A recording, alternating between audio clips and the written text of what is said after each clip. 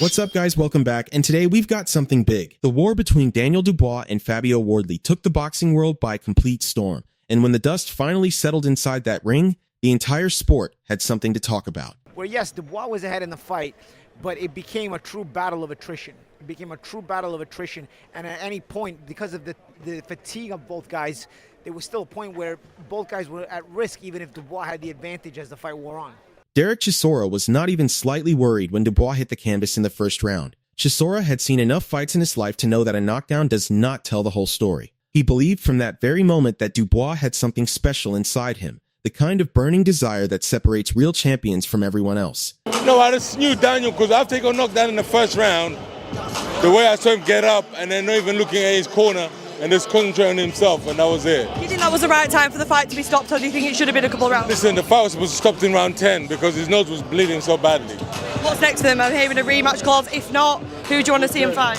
Nobody wants to see the rematch. Agit Kabayel, the man sitting at the top of the WBC contender rankings, watched the fight with the eyes of someone who knows he will soon be stepping into a similar situation. He called it an unbelievable experience for every fan who was there or watching from home, the sort of heavyweight clash that proves the division is very much alive and exciting. It was a good fight for the fans. I like it. What did you make of Fabio's heart in there? I think today you see very good when he's home. For him it was a very hard fight, you know. But you know, so much punch in his face, jab, only jab, jab.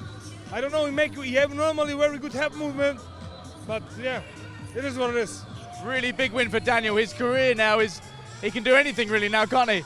Yeah, this is boxing, this is heavyweight boxing. One time you win, one time you lose. What next for you? Is it going to be Usyk, or what do you want? Would you want the winner of that fight? No, I'm the #1 contender of WBC. First about the weight of the situation from the WBC. Rico versus Usyk.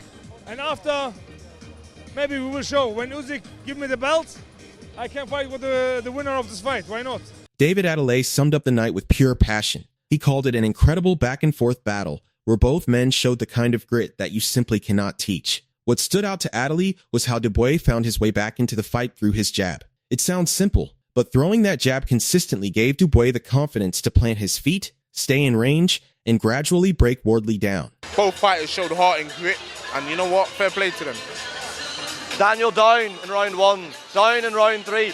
Took the knee in round 3, actually. Did you think, here we go again, those old demons coming up? How did Daniel get through that in your eyes? What did he establish? Was it the jab? Was it the pressure? How did he turn that fight around?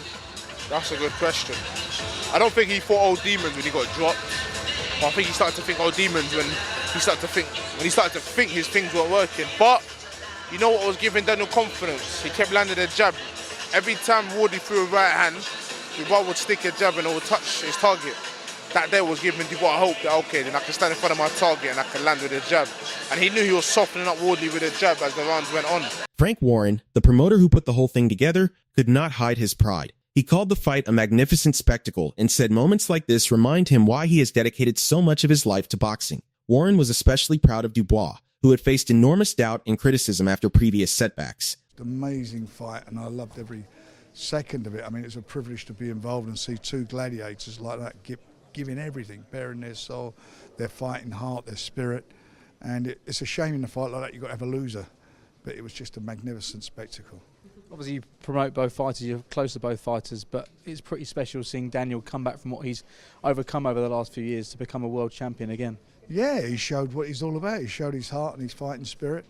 And it's not the end of the world for Fabio afterwards. I mean, it takes two to make a fight like that. And Fabio was, I mean, there was times in there you thought Fabio may win the fight.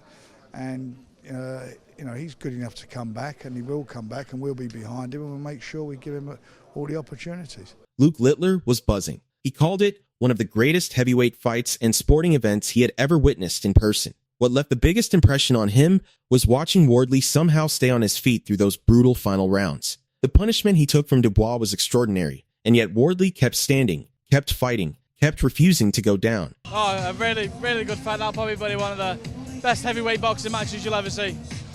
Arguably one of the best sporting events you've probably seen as well.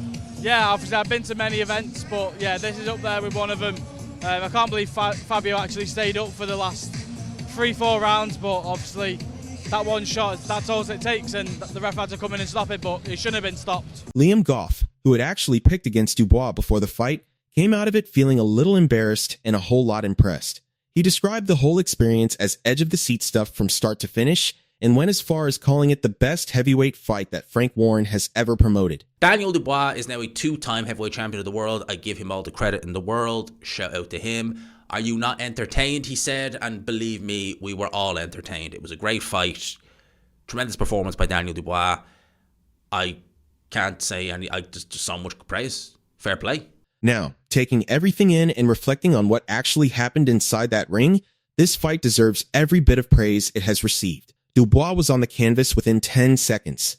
10 seconds. Before most people had even settled into their seats, Wardley had already dropped him with a flush right hand. That alone would have finished lesser men mentally.